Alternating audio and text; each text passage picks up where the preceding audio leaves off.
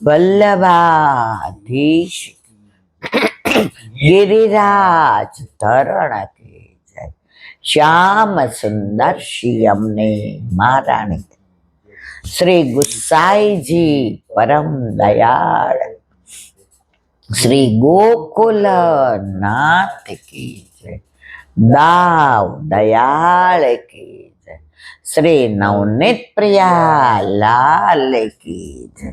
अपने माथे विराजता सेव्य स्वरूप की जय।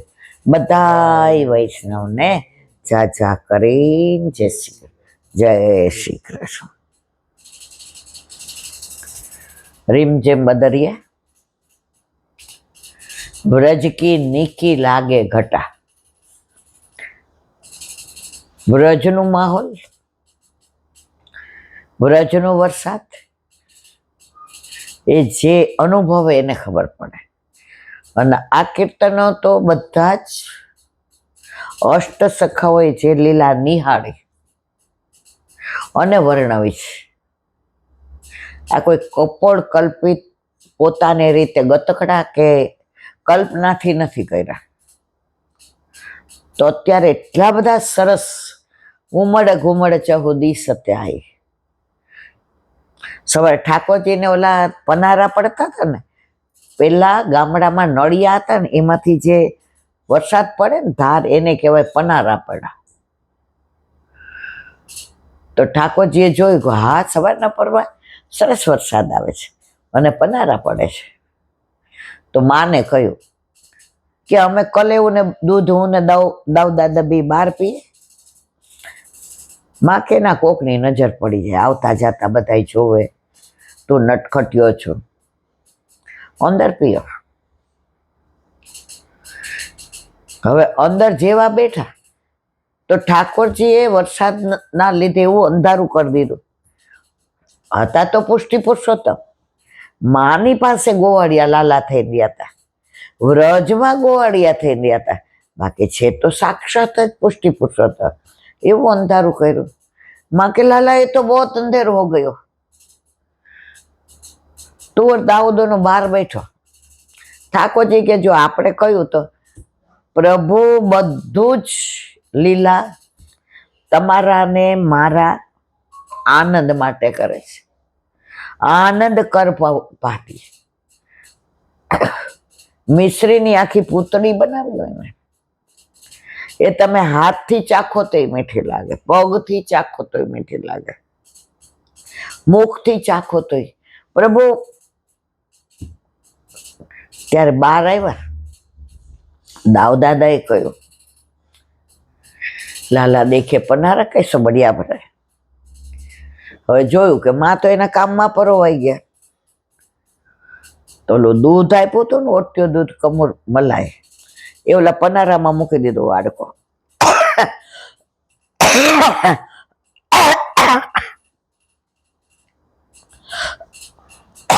માં દોડ્યા, આ તું શું કરસ? એ કે ऐसे तो ये जल की बूंदे तो मुंह में नहीं डालने देंगे, दूध में डाल के। माए तरत वाड़को लई लीधो, बीजू लई आव्या अंदर थी ने। लाला, ऐसा दूध नहीं पिया जाता। ઠાકોરજી ની એટલી અદ્ભુત લીલાઓ। મારી તો ઈચ્છા છે કાલથી એક એક કીર્તનનો ભાવ વરસાદનો રોજ અહીંયા કહેશું, એટલો આનંદ આવે છે। સાડી પછી એક આવે છે કે સામનેજીની સાડી ભીંજે છે, ઠાકોરજીની પાગ ભીંજે છે, બહુ જ સરસ કીર્તનો બધાય છે। તો વર્ષા ઋતુનો આવો આનંદ। દાનના કીર્તનો એવા, હોળીના એવા, આપણા અષ્ટ સખાઓએ જે આપણને આપ્યો છે એ દુનિયામાં કોઈ નથી આપ્યો। જે લીલાની અનુભૂતિ એ કરતા હતા એ જ લીલાના દર્શન આપણને કરાવ્યા। તો એક નાની વાત, જગન્નાથપુરીમાં એટલી બધી લીલાઓ આજે પણ રોજ થાય છે, આજે પણ રોજ થાય છે. તો ઘણા વર્ષો પહેલા એક રાઘવ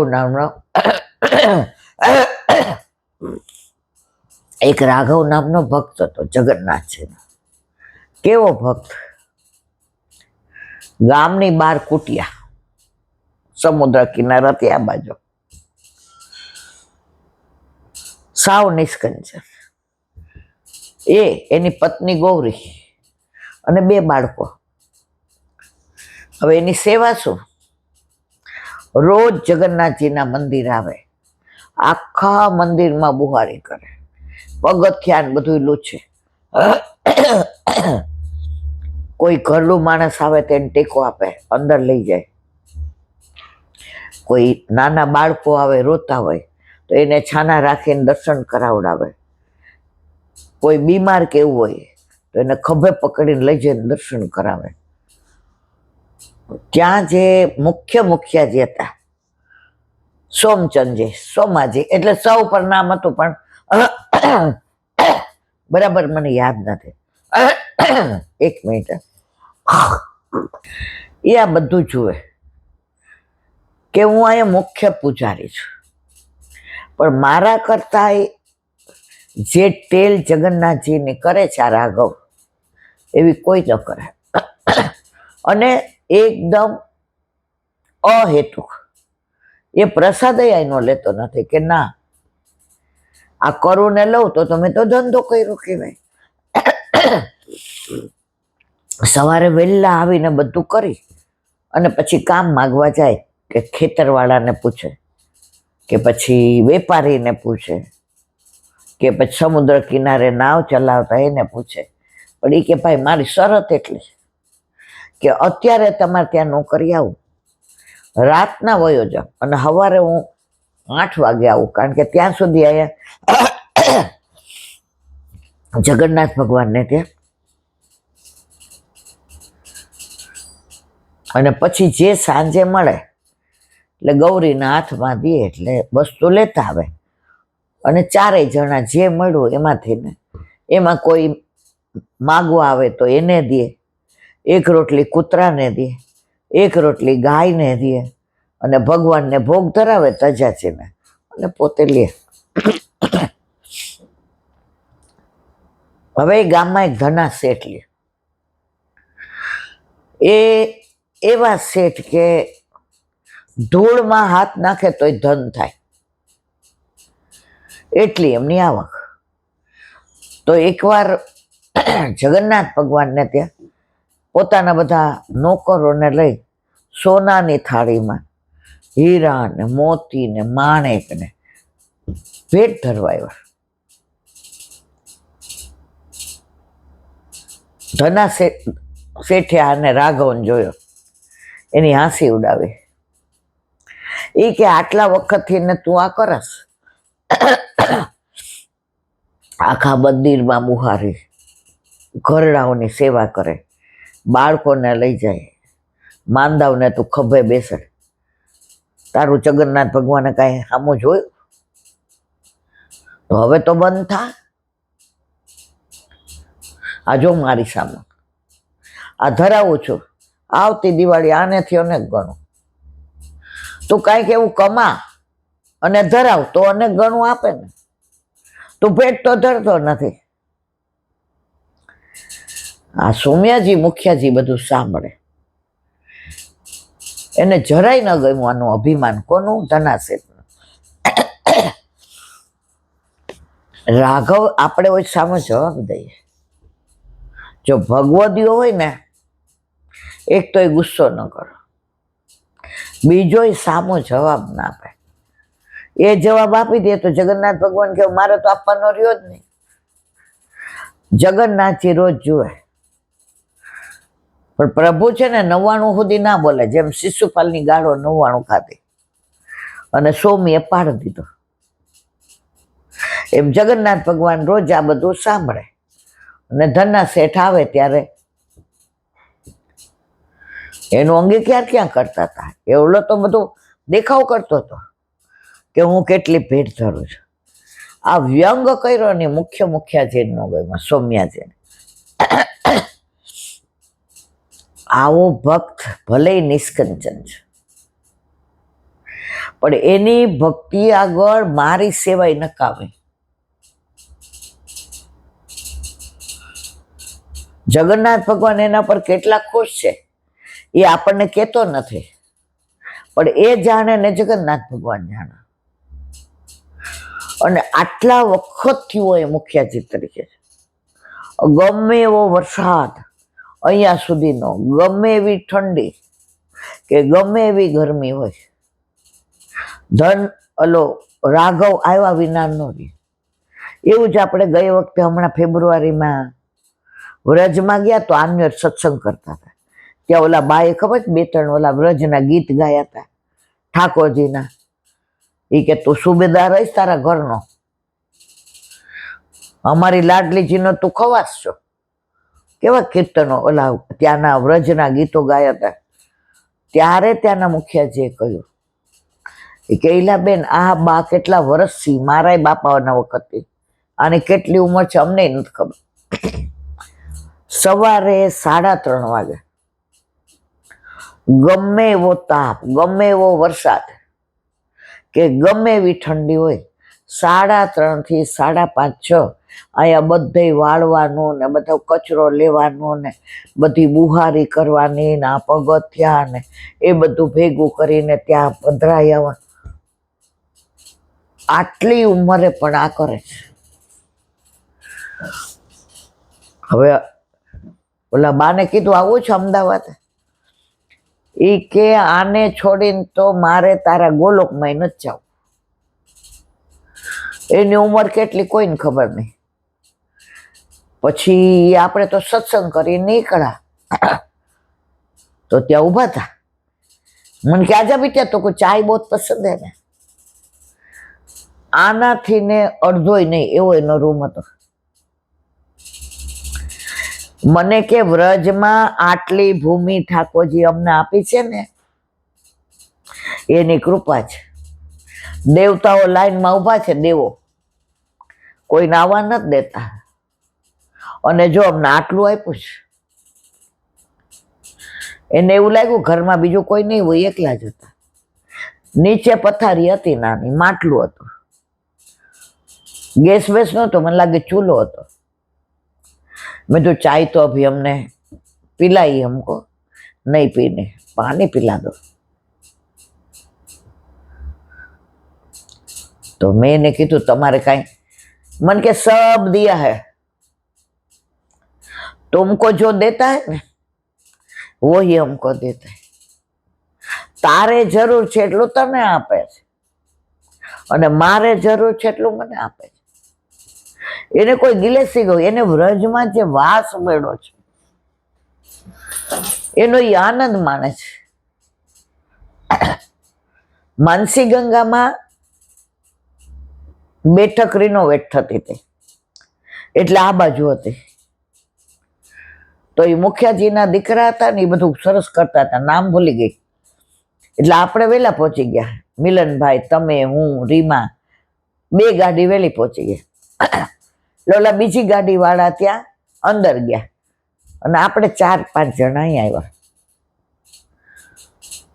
એટલે એના એક વ્રજવાસી આવ્યા તો એ કે આ છોકરો કેટલો ભણેલો છે ખબર છે? તો મેં કીધું તમને તો સરસ નોકરી મળે બેટા. એને જવાબ શું દીધો ખબર છે? કે हमारे में કહેવત है દીદી, ગોકુળની ગાય અને મથુરાની દીકરી નસીબ ફૂટે બહાર જાય. દેવતાઓ વ્રજનો વાસ માંગે છે. તમે બધા ધોળ ગાઓ તો અંદર હું ગાઉં છો, અમને આપજો વ્રજમાં વાસ. તો અમે તો કેવા નસીબદાર, ઠાકોરજીના કેવા વાલા. પછી એના વાક્ય કીધું, વલ્લભ વ્રજવાસી મેરે જીવન પ્રાણ, વલ્લભ વ્રજવાસી મેરે જીવન પ્રાણ, વાકો કદી ન વિસારું મોહે નંદ બાવા કિયા, વાકો કદી ન વિસારું મોહે નંદ બાવા કિયા.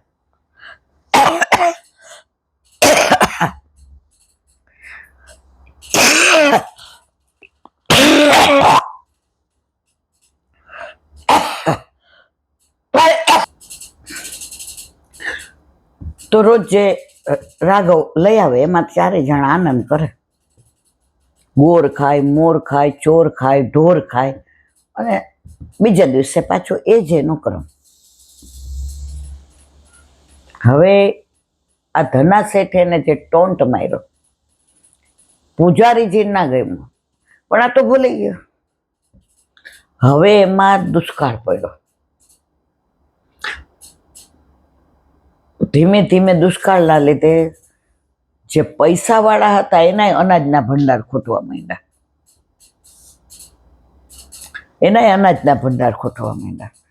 હવે આ તો રોજનું લઈ આવે ને રોજનું ખાય.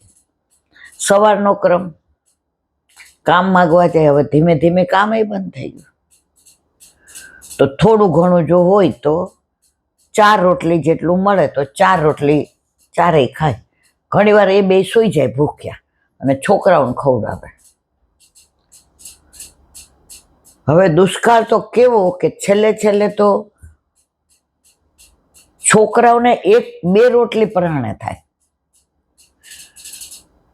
હવે એકવાર તો 1 રોટલી જેટલો લોટ હતો એટલો. એટલે સાંજે આવ્યો રાઘવ, એટલે ગૌરીએ જોયું ખાલી હાથે આવે છે. નહીં તો એના હાથમાં હોય કાંઈક, એટલે સમજી જાય કે ભાઈ જે લાવે એ છોકરાઓને બનાવી દઈશ. અને એ બેયનું પેટ પાતાળાઈ ગયું હતું, કારણ કે ખાવાનું નહોતું મળતું. હવે ગૌરીએ લોટ બતાવ્યો કે 1 રોટલીનો છે. એટલે છોકરાઓ કીધું, માં એક તો એક બનાવી દે ને, બહુ ભૂખ લાગી છે, સવારનું કાંઈ ખાધું નથી. ખાલી પેટે પાણી પીએ એટલે બે કે મને પેટમાં દુખે છે.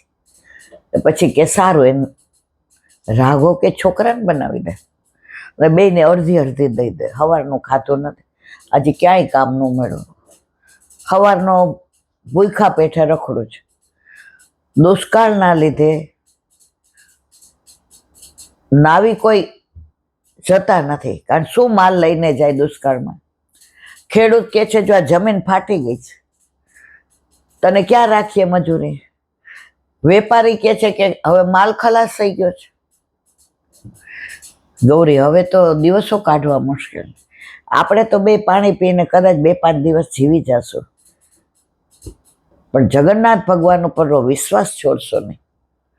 આટલું થતું તોય એણે ક્યારેય જગન્નાથ ભગવાનને વિનંતી નથી કરી કે માગ્યું નહીં. આપણે તો કઈ પ્રભુ હામો તો જુઓ, નોટ અટડ ઇવન ધ સિંગલ વર્ડ. હવે ઓલા ધના શેઠ આગલા દિવસે ટોન્ટ મારીને ગયા હતા.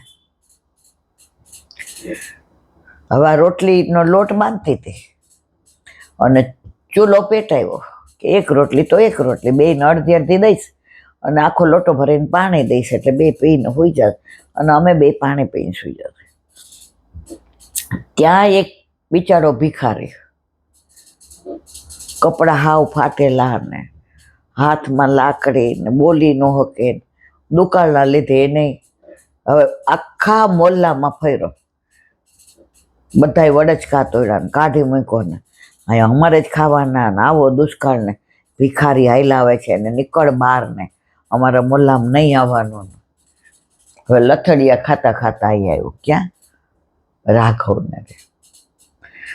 તો રોટલી ફૂલીને દડો થઈ હતી આટલી. એટલે છોકરાઓ કે માં હવે અમને આપી દે જલ્દી. ત્યાં ઓલા ભિખારીએ કીધું 1 રોટલી હોય તો દઈ દો ને. અઠવાડિયાથી કાંઈ મોઢામાં નથી ગયું. હવે પાણી પીવું છું તો પેટમાં વાગે છે. હમણાં ઢળી પડીશ, હમણાં મારું પ્રાણ પંખેર ઉડી જશે. ગૌરી સમજી ગઈ કે રાઘવનું હૃદય એવું છે. રાઘવે ગૌરી સામે જોયું. ગૌરીએ કીધું આ છોકરા હવે સવારનું પાણી સિવાય કાંઈ મોઢામાં નાખ્યું નથી. ઓલા છોકરા રાહ જોવે. પણ રોજ રાત્રે સુવે ત્યારે જગન્નાથ ભગવાનની આરતી અને માળા ને જગન્નાથ ભગવાનની વાતો કરીને બધા સુવે. એટલે છોકરાઓને પણ જગન્નાથ ભગવાન ઉપર પૂરેપૂરો વિશ્વાસ.